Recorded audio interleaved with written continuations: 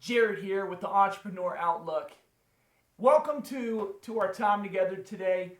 We're actually going to be we're going to be digging into the Bible, and we're going to be talking about what the Bible's view on business is, what the Bible's view on entrepreneurs is, and are there biblical truths that we as entrepreneurs should pay attention to that come from the Bible. So as you read the very first sentence of the Bible, in the beginning, God created the heavens and the earth. And if you dig into that, like, what does he say? Created. Like, if you read the first few chapters of Genesis, like, we're made in God's image. And the first thing that God does is he creates. And if you think about that from a biblical perspective, we are called to be creators. We are called to be action takers. We're called to be producers. And from a business perspective, that is exactly what an entrepreneur is. That's what they do, is they create, they produce, they take action. And you won't see a more clear evidence of that than the disciples, many of which were fishermen, and they ran fishing businesses. Okay, if you happen to know any fishermen, you'll know that you have to have a lot of patience to catch fish. There have to be specific systems and processes in place to successfully be a fisherman or to run that type of an enterprise.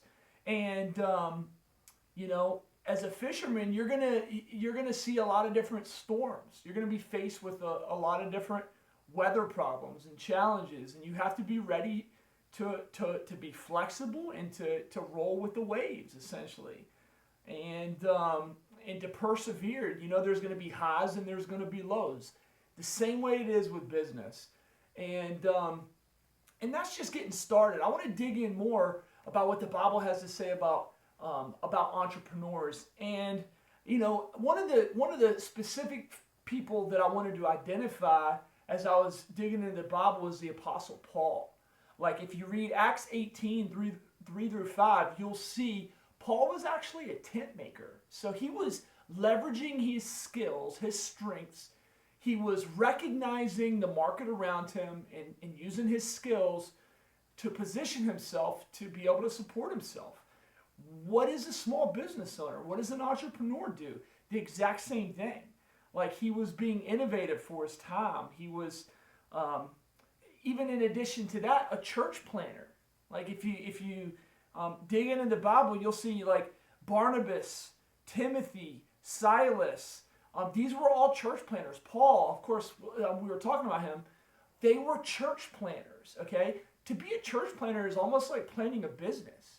First of all, you got to find, like, where's the right location, and, like, how does God want to use me for this specific church, to grow this church? How does God want to use me to start this new business or to grow this business? Very similar type approaches. And with either of those, you have to have vision. You have to have faith. You have to have determination and commitment and work ethic. And you have to be able to recognize what the market can bear. Paul, just as an example, started the church of Ephesus with Aquila and Priscilla, helped found the church at Ephesus. And a young Timothy was the pastor of this church. Okay? And if you dig into that in Acts 18 through 20, you'll see that church was very blessed. God was pouring his blessing on that church. And, part of that was attributed to, God using someone who had some entrepreneurial skills to put a church exactly where it was. Obviously, it's all a God thing. Like, God can do whatever he wants. Like, none of it comes down to Paul. None of it comes down to any of those other people. But one of the things that I think is important to look at is, if you look in history, just as an example of the church of Ephesus, if you look at history, you'll very often, more times than not, you'll see that there is fluctuation in even in the life cycle of churches, and you'll see that they actually seem to grow and flourish spiritually during entrepreneurial times of innovation. So economic growth times. There's cycles of in the church. Now, some people might argue with that. Obviously, God can do whatever He wants. He doesn't have to use cycles, but it's just the transition that, if you look at history, has taken place very, very often. In Judges, or if you look at the kings of Judah, the church of Ephesus, for instance, just as an example that I thought was pretty interesting, like 30 years later in Revelations 2:4, an angel was talking about the church of Ephesus. This was 30 years later after the church had been started. There was a cycle. And it says in Revelations there that the church had moved away from its first love. So there was a transition there. Now, again, God can do whatever He wants. But I think it's important to note that God has used a lot of people with entrepreneurial skills to grow His ministry, to grow His word, to share, to fulfill the Great Commission. And I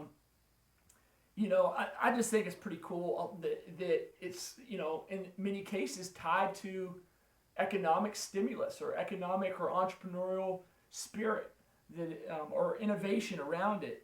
I was thinking of, just as an example, I was thinking about King Solomon. Probably the richest man in the history of the entire world. Okay, King Solomon was.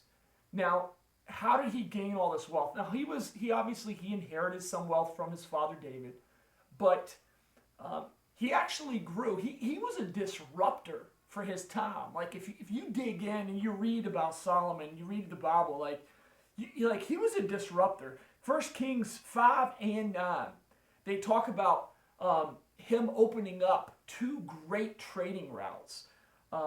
These trading routes were the King's Highway and the Way of the Sea.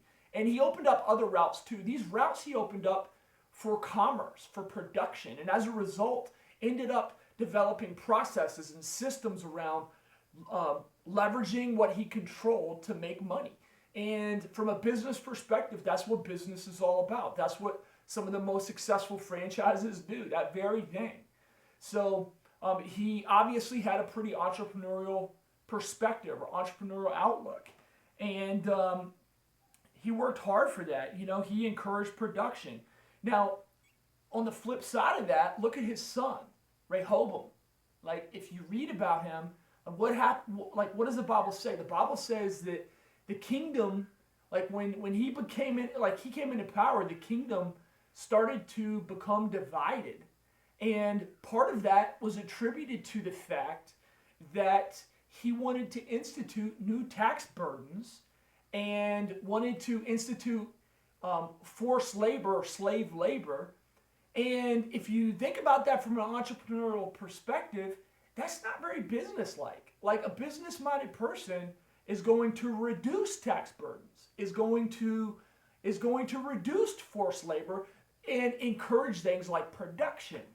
Okay, so from a biblical perspective, I think it's a pretty cool truth that you can see that that there is a direct correlation or link between prosperity and flourishing a kingdom or a community and the entrepreneurial nature.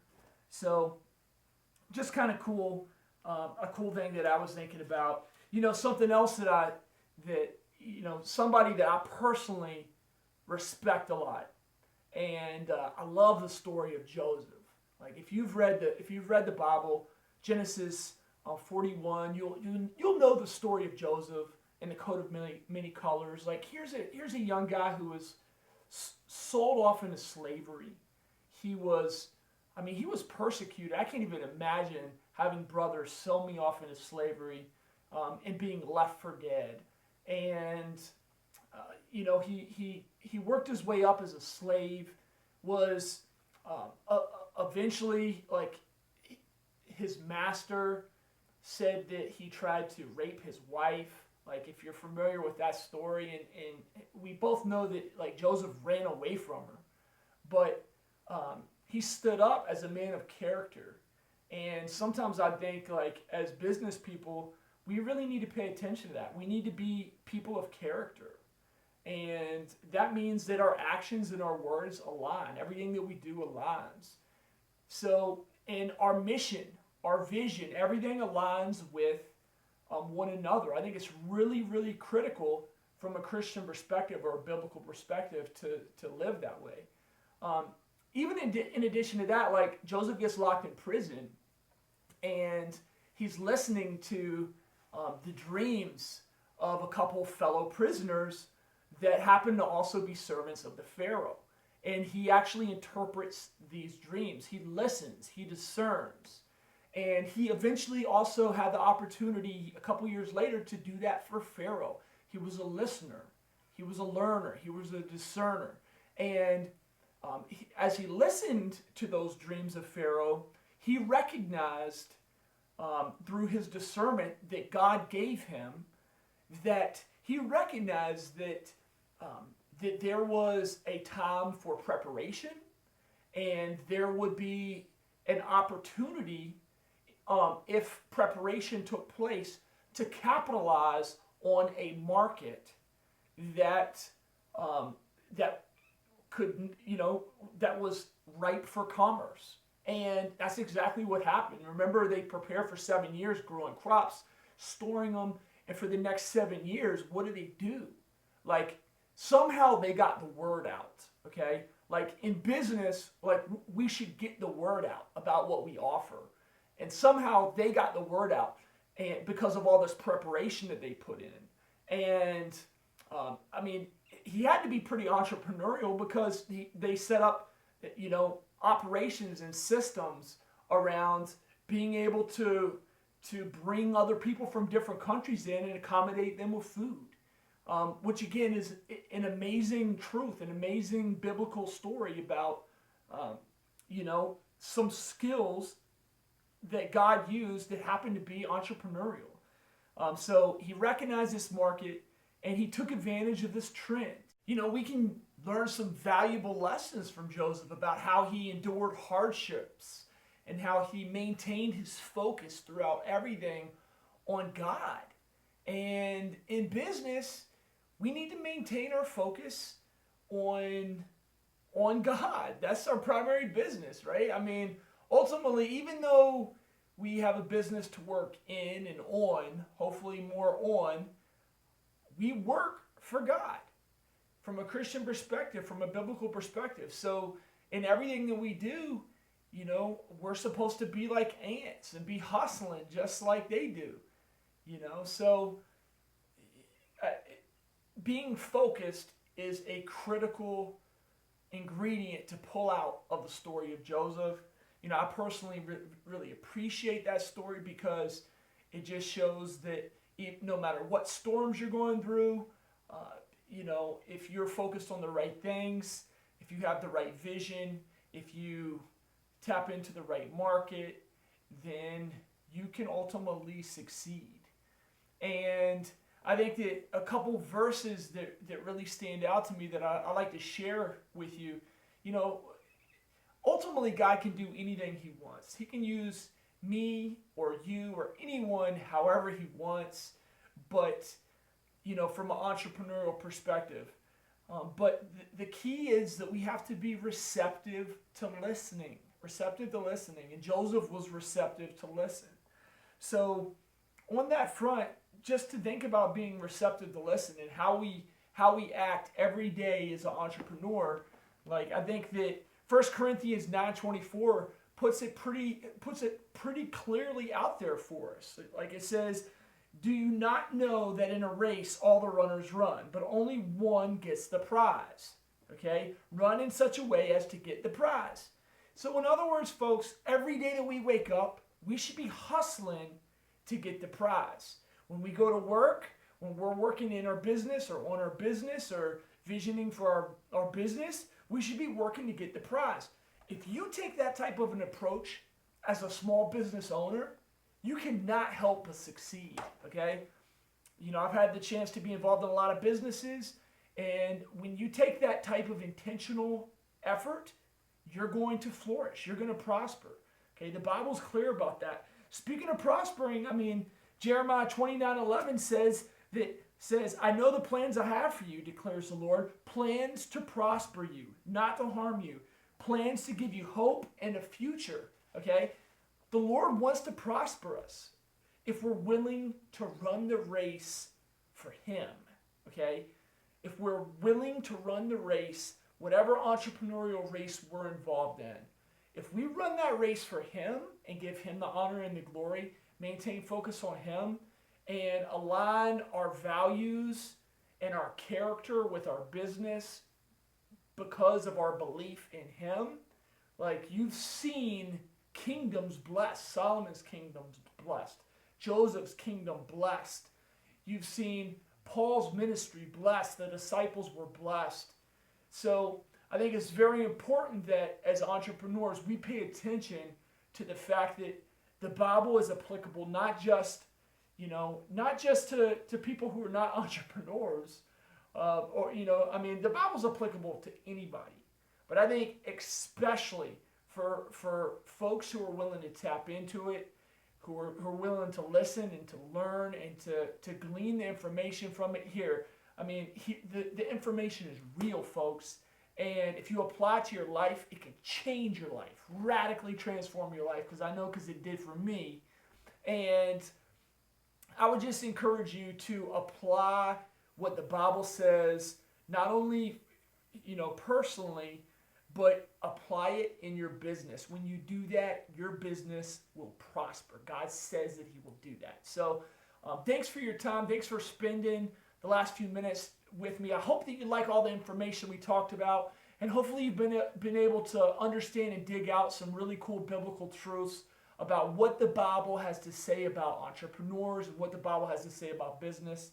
We are the Entrepreneur Outlook, and I hope that you'll subscribe. If you click the button below right now, you can actually subscribe to that Entrepreneur Outlook, where we focus on trends, strategies, and tactics to help build better businesses. So if you are an entrepreneur and you want to tap into disruptive trends and just unique tactics to catapult your business success, I highly encourage you to do that.